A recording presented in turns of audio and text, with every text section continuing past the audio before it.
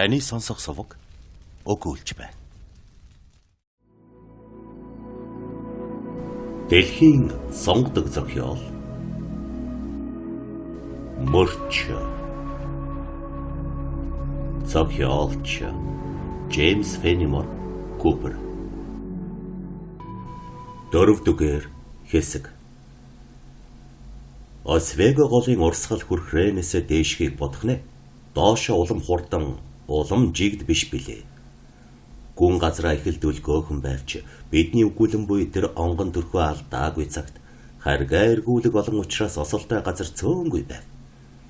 Хөвөн аялагчдаас байнгын чармаалт шаардхааргүй ич гисэн харгаа хат гисааны улмаас усны урсгал ширүүсэж догшрох тул суйрал аюулд орохгүй тулд залуурч хүнээс их болгоомж хурцхаараа овсгоо булчингийн чадал сэтгэлийн төвчээр бас л их шаардагдана.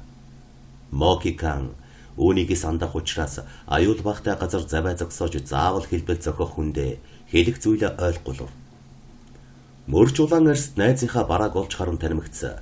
Жасперт дохиогч хүчтэй сэлвэрдэн завныхаа хошууг эргийн зүг хандуулва.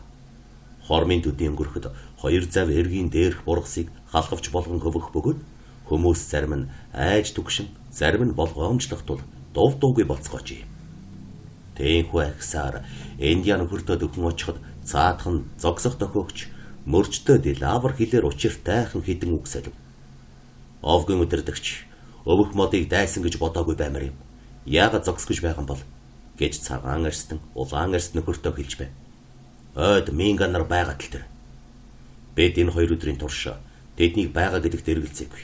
Харин овгийн өдөрдөгч үүнийг олж мэдв. Мокиканэр чулуун гаансны толгой нөхөртөө дуутай өгөнгөө. Цэргийн хороо руу явсан. Шинхэн мөр дээрээс оллоо гэв. Одоо цэрэг сууж буй эсч цэргийн бэхлэгээ байсан газрыг хэл хязгаарынхан цэргийн хороо гэж нэрлэдэг байжээ. Цэргийн хүн хайсан ч байж мэднэ. Манайхан улаан арьсны ганц хэрэглэх дуртай шүү. Аврагмогоо жим дээрээс олсон зүйлээ нөхөртөө үзүүлэн харахгүй юу гэв. Өөхөн чулуу сийж хийсэн тэр гаансны толгой нилээд нарийн обоодыг чин хийцтэйж. Тэг дунд нь латин загалмай хичээнгүйлэн сийснийг бодоход утга учир тодорхойгүй. Хүний гэдэлж хэрэглэж буй юмных нь энэ мэт шинж тэмдгээр санаа бодлыг нь таадаг. Тийм ухар сүсэг бишрэл тэр үед энэ утгад ихэд дэлгэрсэн эдүгэ хүртэл ам бүх хിവэр учир мөрч мөн тийм үзэлдээ автан ихэд сэжиглэн айдас хүрч. Энэ бол альбан чөтгөрийн хар муу санаа. Бозор үйлсэн шинж. Канадын башир хорон санаат лам нарын сурталд автаагүй ганц Индиан хүн өөрийн хэрэгэлдэг ганц мэт юмн дээр иймэрхүү юм сэлж суухгүй. Үүний эзэн үлзий бусын тэр амтан гэмгүй хүмүүсийг мэхлэх буюу хүний ухаанд багтамгүй хэрцгий муу юм уйлдэх гих бүрдээ үүнийг барин залбирдаг нь гарцаагүй. Дөнгөж сайхан гээсэн байна гэлөө. Чингачука цогтойгоо байсан шүү. Халуун сэргэг дээр нь олж дээ. Мөрн хаан байна. Мокикан тэднээс 100 далхмын тэртех мөрийг заал. Байдал нэг осолтой болсон тул гол хоёр замчин хоорондоо төр зөвлөн ярилцсанаа эрг өгсөн явж уг мөрийг маш нарийн шинжиж 15 орчим минут болсны дараа цагаан арьст хүн наадуул дээрээ иргэн ирж улаан арьст нөхөр нь модон дотор ороод бараа тасрав.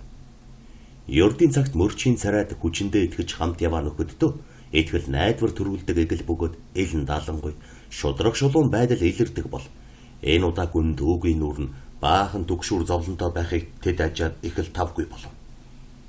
Кэп нөгөө ихэмсэг хөнгөнөх дуугаар бус харин зэрлэг ой тайхтай газрын аюулт нөхцөлд овоо тохирох нам дуугаар. За, эрхэмсэг нөхөр мөрч байна. Юу болоод байна да? Цай зорох замд маань дайсан отж гинөө гэж асуув. Яалаа гинэ.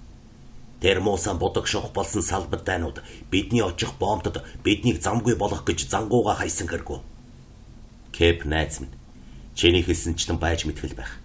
Гэхдээ би үгний шнуучрыг олигтой ойлгосонгүй. Иймэрхүү игзэгтэй эвгүй үед хүний үг яриа ухаарахад хичнээн игэл тод байвал төчнөн амар байдаг юм да. Би тэр боомт зангуу мангуу гэдгийг чинь мэдэхгүй.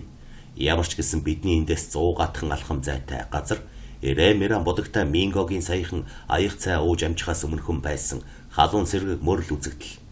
Нэг тийм чөтгөрийн мөр олдсон бол нэг хэсэг тийм амьтад байгаа гэсэн үг. Тэгэхээр цэргийн хуаран очихоор цагаан газраар гарах ганц ч хүн Тэр чөтгөрүүдийн шунаг нүдэнд нь харагдалгүй, суманд нь өртөхгүй гэх юмгүй шүү дээ.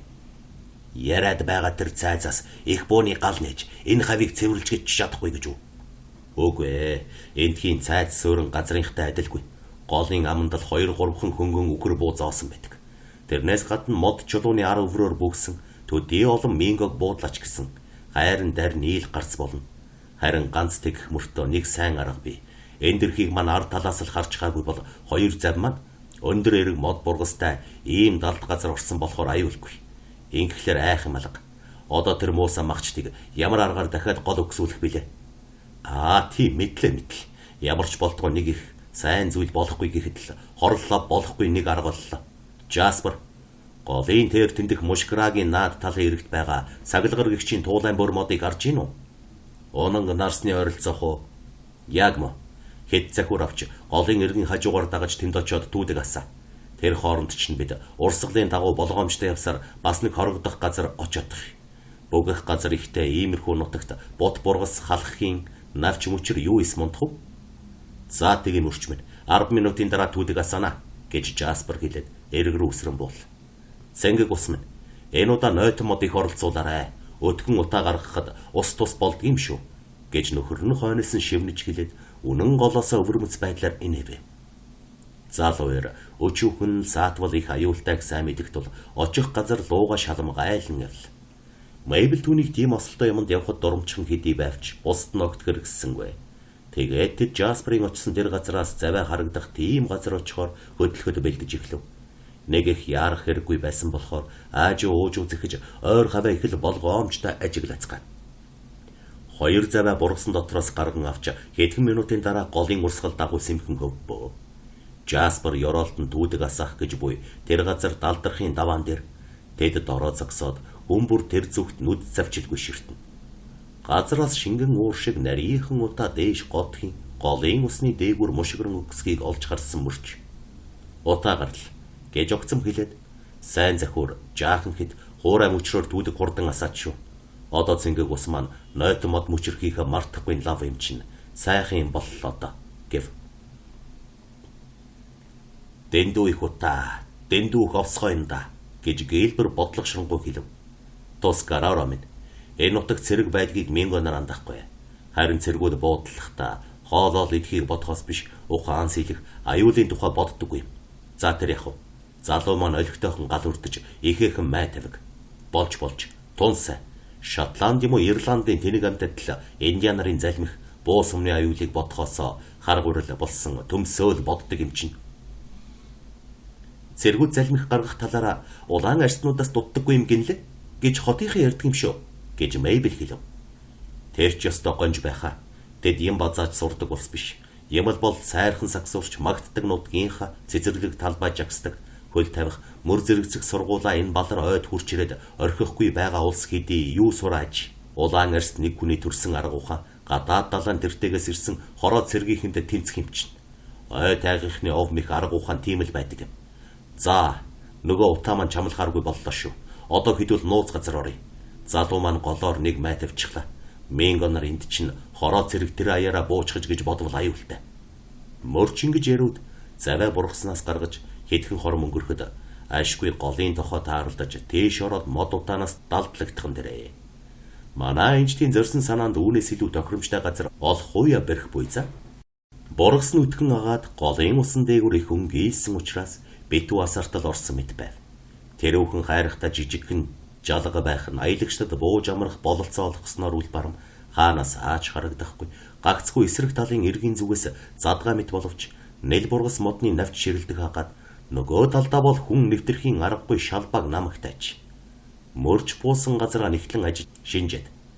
Энд аюул багтай. Гэвч улан баттай болгох хэрэгтэй. Кэпгүй. Танаас бол дууга татах, далай тэнгисээр аялахдаа олж авсан тайван байдалтай байхаас өөр юм гоохгүй. Харин тусгараараа бид хоёр боо юм нүрлвэл яах их бэлдэглэх юм. Мөрч Индиан хоёр ширэнг рүү сэмхэн орж огт чимээ гаргалгүй. Зулцган модны хальс загсгар дуу навч мөчөр огтлон авчирээд голын шаварлаг газар зоож гүйхэн усанд буй хоёр завинда халах авчив. 10 минутын дараа гэхэд тэднийг олоод гарчхаж магадгүй байсан ганцхан газар нэвтэрхийн аргагүй хаавч буй болвоо. Ийм хялбар халахвч хийхэд их хэхэн уруухан шаардчээ. Голын энхэн эрэг мөрий сар эвтэйхэн дохоо булантай. Ус нь гүйхэн эрэг дээрх модных нь мөчөр гол руу өнгийсэн зэрэг нь тэдний нуугдахад тун их тааламжтай. Мөрчинд элбэг болдох оронгоос угаар нь огтолж аваад голын шаварлаг өрсөн цуулгахад тэдгээрийн оройн ус руу бүхийгэд угаас энд ургасан гэхэд сэжиг авах юмгүй харагдана. Товчор хэлбэл дун нарийн чанд хийсэн болохоор ямар ч сэжиг төрүүлэмгүй яагаад гагцгүй юунд ч итгэхийг үл мэдэх туйлын хашир муу санаад хүн нуугдах газрыг эрхүүл дүр зогснож мэдэх бизээ. Мөрч тэр хаваа эргэн тойрон харж ирээд тайвнаар нэж. Би ер нь ийм нууц эвтэйхэн газар болж үдсэнгүй. Сая огтолж ирээд суулгасан мөчр маань хуучинтай эвцэж нийлээд бүрхүүл болчихсон бай. Эртэйдхэн манай цайзад зочлон ирсэн уран зураач үдсэн ч аль нь бурхны суулгасан, аль нь бидний суулгасныг ялгахгүй биз. Тэгэхдээ чимээгүй. Цэнгийг ус маань мөрөө баллах гэж усан дотор балчигнуулсаар ирж явна. Одоо бид хэр зэрэг халгавчтай болсноо мэдэж авъя. Жаспер явсан ажлаа бүтээчгээд буцаж ирээд завь харагдахгүй болохоор наадуулыгаа асаасан галаас холдож далдрах гээд өөр болон дохоо руу орж дээ гэж бодов. Угаас их болгоомжтой хүн болохоор мань хүн дүүдэг энэ хоёрын хооронд ямар ч мөр гаргахгүй тул устай газраар л явж байга. Мөрч могой хоёр эрэг дээр гарч бутсан мөрийг нь Канадын Индианаар мөшгөн хөөсөн ахуул тэр хоёр шууд ус руу орсон болохоор цаашдын мөр нь усанд алдагдах ёстойч. Залуу маань өвдөгцөө устай газраар яван тох ойд хүрч тэндээсээ эрэг хэмжээрлэн архихта завь нуугдсан газрыг гэр хайлан хайна. Аялагчд нуугдсан бод бургасныхаа араас навч мөчрийн завсар зайлхаагаар шагайхта эргийн тэнд буйг бүгдийг сайтар харж байхад тэдний хавьд ойртож ирсэн хүн юу ч олж харахааргүй байв. Жасперийн гэр хаанууд мөчрийн завсар зайлхаагаар заримдаа тусах боловч эрэг сүудрийн бараа сад болох тул тэднийг олигтой ялгаж харж үлч чадна. Саад бол нууц завиндаа суучхад Жасперийн бүхий л хөдөлгөөнийг ажиглахад Жаспер тэднийг нэгэнт олгоо болоод мөрчийг чухам хаан нуугдсныг тааварлан ядаж буйн илэрхий байжээ. Тэгээд тох ойрсон газрын тойрон явахдаа асаас нь дүүдгэж одоо хаан буйг мэдхэ болж байн зогсон эрэг газрыг алга дармаар ажиглаж заримдаа ваатхан алгаснаа зогсож эрлээ дахиад л өргөлжлүүлнэ. Тэр хавьд ус тун гүйхэн тул гүнзгийхнэр нь явж байж мөрчийн хадгсан мод бургасны дэргэд ирж хажуугаар нь өнгөрөхдөө гараа арай айл хүргэсэнгүй. Юу ч олж үзэлгүй өнгөрөөд явхынхан даваан дээр мөрч мөчрийг ялимгүй ярьж нам дуугаар дуудав. Мөрч инээд алдан. Үнэхээр сайн байр. Цагаан улаан арсны нүд янз бүрийн дорн шиг өөрөөрчгсөн. Дэслэгчийн охины аав бүхэл хороо аваад энэ хаваар гарлаа гэхэд бидний хийсэн халхавчийг ажихгүй өнгөрнө гэд охинтой нь хожвол дун сондрыг нь авч хожигдвол эвэр шахка бооцоолоход бэлэн байна. Харин Мингонор Жасперийн саяын хурч ирдэг газраар ирэх юм бол бидний суулгасан мод бургасыг ажиж орхих байх шүү. Голын нөгөөргөөс ажихад юу ч мэдэгдэхгүй болохоор бидэнд даргагүй л ашигтай байгаа юм. Эрх мөрчөө. Бид одоо энд ингэж мөнгөнөлгүйгээр урсгалаа даган хамаг хурдаа шавхан явбал яасан юм. Тэр муусан зэрлэг махчад бидний хөөгд гүйцэхгүй. Далай тэнгисийн аялалд бол хөлгийн хойноос хөөгд хөлийн гарц гэдэг юм. Гэж гэв хэлв. Дэслэгчийн хөөрхөн охиныг авч яваа цагт би могоо юу хэлж ирэхийг нь сонсохоос нааш цайз бүгдээрээ амлсан ч эндээс хөдлөхгүй. Баригдах юм уу? Амны хэрэг гарцаагүй гарна. Янзах шиг энэ охин маань ой модон дундуур хашир согоо шиг явж чаддагсан болж. Бид заваа орхиод зам буруулан явлаа гэхэд өөр цайхаас өмнө цэргийн хороо орчихно л. Мэйбл ийм үг сонсоод гэнэт биер амтагдах шиг болж огол харайн босож. Тэгвэл явъя. Би ч залуу хүн чадaltaй. Хашир суусан хүн. Нагад захаас илүү явж чадна шүү.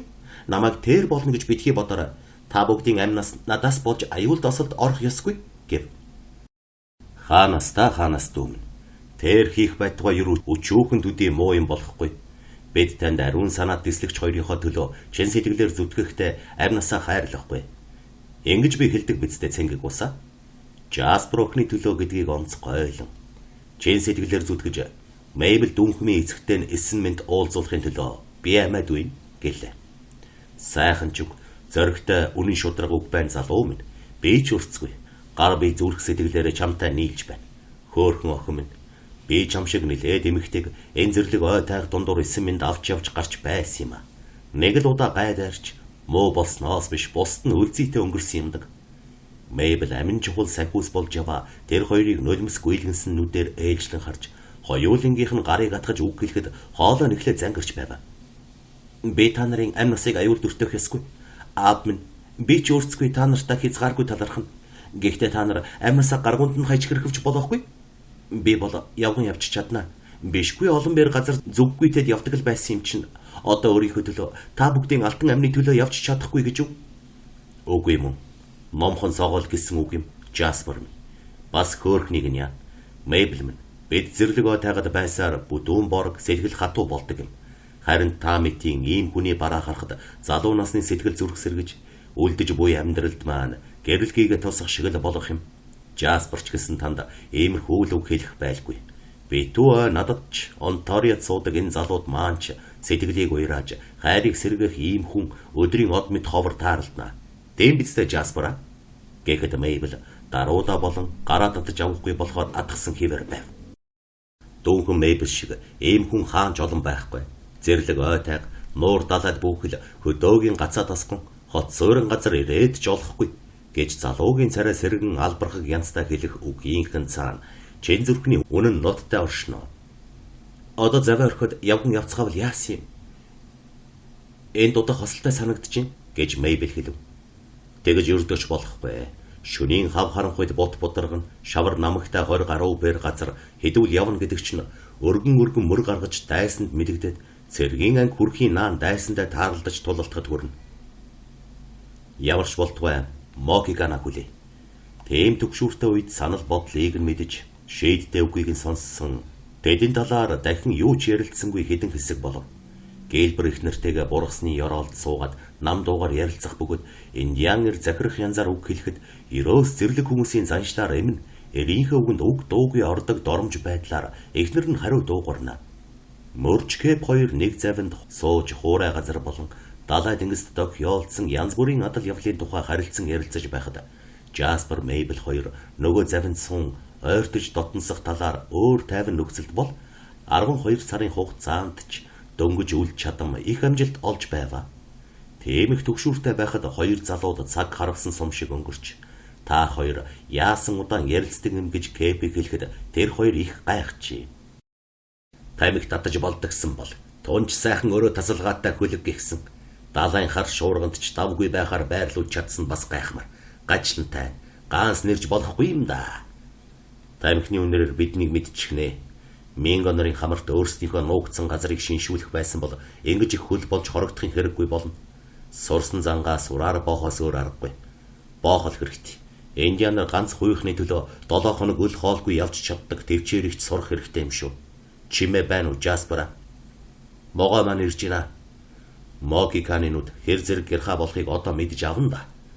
Могикан Жасперийн хурж ирсэн тэр зүгээс гарч ирэв. Шууд яваад ирэхийнхээ оронд голын дээд хэсгээс огт харагдахгүй дугуй ирсэн хэсгийг өнгөрмөгц голынхоо эргийн доод биеийг барин нэм болгоомжтой явсаар бут бургасан дундуур орж могоо маань тэр бузруудыг олж харсан байна. Муусан ноход түүдгийн утаанд хууртаж бүсэлдэхийн бөгжилт. Энэ бол намайг арьс цагаан мөргөл Христос гэсэнтэй өөрцгий үнэн гэж мөрч хэлэхдээ хөх инээдэнд хурч сэмхэн инээж Кэбиг тохоогоор нударна. Тэгээд бүгд огт чимээнэр гаргалгүй Чингач гүүхийн хөдөлгөөнийг нүд завчилгүй ажиглав. Могикан залуу 10 минут хадан дээр хөдөлгөөнгүй зогсож байснаа. Гэнэт нэг чухал юм олж харах бололтой. Ураг шухасхийн голын эрг рүү дүгшсэн янзтай ширтээд мөрөө алга болгохын тулд эрг хавийн гүйхэн усны дундуур дуучихта.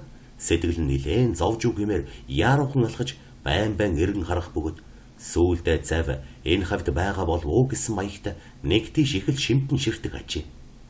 Лаврэр юунаас болж ийхүү түгшсэн учрыг мэдгсэн гэж тэсэж ядсан Жаспер. Дууд, цаатхыга дууд, хажуугаар гараад явчих нь байна шүү гэж шивнэхэд наатхан зөрөв. Байг, залуу, яарах хэрэггүй. Цаадах нь болохоо байсан үед мөлхөж мэднэ. Нохоо шиг хурц нүдтэй байж, чингач гүүгч биднийг харахгүй нэ. Миний худалчийг хараарай. Бурхан биднийг тэтгэж мэрэгэн ухаанаа хайрлаг. Мөрч үгээ хэлж бараг дуусаагүй байтал Индианер тэдний байгуулсан халахвч тийш хэдхэн алхаснаа гэнэт зог тусаж тэдний огтолж суулгасан бод бургасыг сүрхий ажиглан хараад хэдэн алхам яран ухраад бүх хийснэ модны мөчрийг болгоомжтой гихчин зайчлан тэлсээр яг дунд нь оров. Ийхүү найзыгаа шивнэхэд ч дуултахаар ойртож ирмэгц мөрч. Нөгөө муусан Мингонор яаж байна гэхэд Ирокезүүд юм байна гэж ухаалаг Индиан нөхөр нь хариулв. Ямар ялгаа байх вэ? Мингоч бай. Ирокез ч бай. Бүгд адилхан чөтгөр. Айл нэнч бай. Надад бол Минго юм чинь. За нөхөр минь, наашаага тухтайхан ярилцсан. Тэр хоёр зайдуухан газар очиод Делавар хэлээр их л удаа ярилцсан. Мөрч хэрэгтэй бүхнээ мэдж аваад бусад дээр очиж ярваа. Мокигангер дайсны мөрөн хүшгөхөд тэд цай зорхоор явж байснаа Жасперийн асаасан түүдгийн утаа гараад шууд тийш иргсэн байна. Индианаар олоод харчгаж магадгүй байсан болохоор Чингачгүг тэднийг өнгөртөл нуугдахаас өөр аргагүй болсон аж. Аз болоход Ирокез нар гинэд утаа олж харснаа өөгчин уулгалсан болохоор орчин тойрноо төдийл ажсангүй. Ямар ч гэсэн нийт 15 хүн хажуугаар нь араасаа цоврон түргэн өнгөрөхөд Жаспер хойноос нь гитэн явжээ. Ирокезүүд мөр хөнгөө мөрч Мокика хоёрын мөрийг жимд нийлсэн газар хүрээд гол руу ирэв. Яг энэ үед Жаспер тохоо тойрсон байж таар. Зэрлгүүд түүдгийн утаас унаглан буйг сайтар хараад сэмхэн хурж очихын тулд дахин мод руу орж алга болоход Чингачгүг тэдэнд харагдалгүйгээр ус руу бууж тохойд хурч хэрхэн зогссон тухайг бид саяхан өгүүлсэн билээ. Энэ завсар Ирокезүүд түүдгийг холуур нэгэнд бүсэлсэн боловч тэнд төдийл мөнгөлсөнгүй. Чингачгүг тэдний санааг гагцхүү хөдөлгөөнөөр нь тааварлан ойлгож байж. Тэд түүдгийг хууран төөрөгдүүлэх санаагаараа саасан гэдгийг мэдэв бололтой. Ойр хавийг нь хурдан шинжиж үзмэгцээ. Хоёр бүлэг болон хуваагдж, нэг хэсэг нь ойр руугаа буцаж, нөгөө нэг бүлэг 6-аас 8 хүн Жасперийн мөрөөр манай илэгчдийн төрүүчийн буудлын зүг хөдлөв. Тэнд хүрээд тэд яахыг нь тааварлаж болох учраас могоо нэгэн аюултайг нь ойлгоод нөхөд дээрээ цаг алдалгүй хурч очихыг зорив. Дайснуудын тохиогожвол тэд голоор уруудах бололт. Гэвч энэ бол таавраас цаашгүй ажээ. Мөрчийн тухайг нөхөддөө ярьж өгөхөд нөгөө цагаан арьст хоёр нөхрийнх нь зуршил болсон зам байдал тод илэрч яавал эсэмэнд бултан гарах арга замын тухай санал бодлоо хэлж гарлаа. Заваа ус руу бушуухан орлоод дөргөн урсгал даган хар хүчээрээ сэлүүртэхэд тэр муусан чөтгөрүүд биднийг яаж гүйцэхвд гэж Жаспер улаар нь хэлэхэд найз нь Делаварчуудтай олон жил хамт байж тэдний чамирхуу уран үг ярианд автсан болохоор цагаан газар нахиалсан энэ цэцгээ шивэр өн гүнд гундаах болж гинэ. Гэхэд залуу эрийн нүүр царай зулаага хүртэл улаа. Бид бүгдээ амиа өргөх ёстой. Мэйбл Гилберийн гэргийн хоёрыг завныхаа ёроолт хэвтүүлээд эрчүүл бид дайсандаа тулдах хэрэгтэй гэв. Цэнгэг бас минь сэлүүртгэж чамтай игнэх хүн үгүй. Өлзий бус хармуу илэндэ Минго нартай игнэх муу ёрт нуудч үгүйг би мэднэ. Зав хичнээн хурданч сум түүнээс хурдан шүү дээ. Эцгийнх нь хайртай охиныг л бид амиараа таах ёстой. Гэсэн ч ухаалаг хичээнгүй байх нь бидний үүрэг биш үү? Ухаалаг хичээнгүй гинэ. Дэндүү хаширлаж байж зүрх зориг алдах хэрэггүй. Тэд бүгдээр эргийн зурвасхан илсэн дээр зогсоход мөрч ангийнхаа бууны хоолоноос хоёр гардан бариад бөксийг нь газар тулжээ.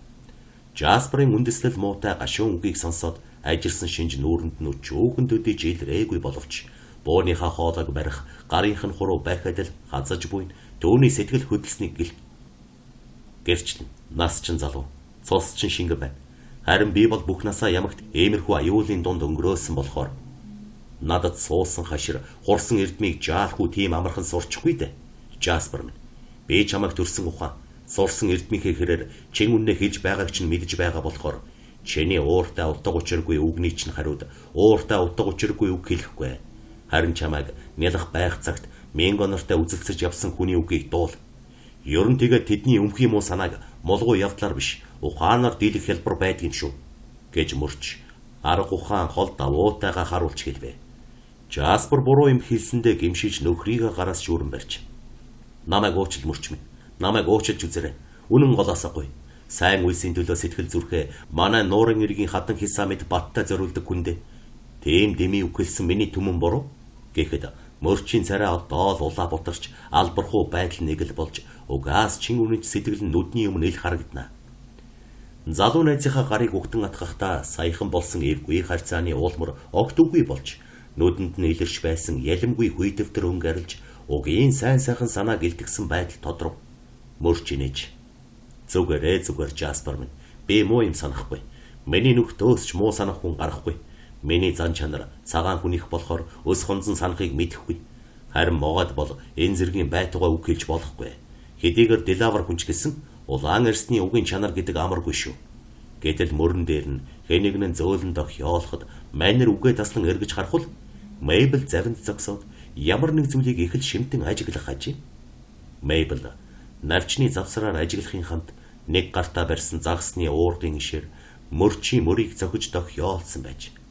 Мөрч ажиглах газраасаа хөдлөлгүй даруй навчны завсраар шагаан харахад Жасперт гайта муусан минганар бай. Нөхөд минь бууга бэлдээд модны хожуур шиг хөдөлгөөнгүй хэвт гэж шивнэ. Жаспер чимээ огт гаргалгүйгээр бошуухан гихчин завин дээр очиж Мейблийг завны оролд нуугдан хэвтхийг ялдамхан гуйвч цаатхан дайсны барааг харахын тулд толгойгоо өндийлгэхгүй байж ис чадах ажээ. Тээнхүү Жаспер охины биеийг сайтар нуух арга хэрэглээд өөрөө хажууд нь бууга шагаан хэвтэл. Гээлбэр Чингачгүг хоёр халхавч руугаа мөлхөж очоод гараа алдлаад могой мэд гулдаан хэвтгэд Гээлбэрийн ихнэр 6 сарын шүүдэр өвдгөө дэрлэн зотон хормойгоор толгойгоо битүүлэн огт хөдөлгөөнгүй суув. Кэп 2 гар бууга бүснээсээ салгаж авсан боловч хэрхээ мэдэхгүй балмагдан буй харагдана. Мөрч дайсныг алдалгүй намнахад хамгийн эвтэйхэн байраа олж зогссон болохоор тэндээс огт хөдөлсөнгүй. Ёр иймэрхүү эгзэгтэй төгш үүртэй үйдэж барь залдахыг мэддэггүй хүн билээ. Байдала үнэхээр төгш үүртэй байв. Мейбл дохоог хүүер тэндээс 300-аад алхмын тэртээ 3 ирокез гол орчмын газрыг шинжин явах бараа харагдахад аживал бэлхүүсээ хүртэл нүцгэн бие ирээлэн бодсон бөгөөд зэвсэг агссан харагджээ. Тэгэхдээ тэд чухам хаашаа явхаа мэдэхгүй ээрч буй андашгүй. Нэг нь гол өксөх, нөгөө нь уруудах зүг зааж, бас нэг нь нөгөө талын эргийг заагажээ.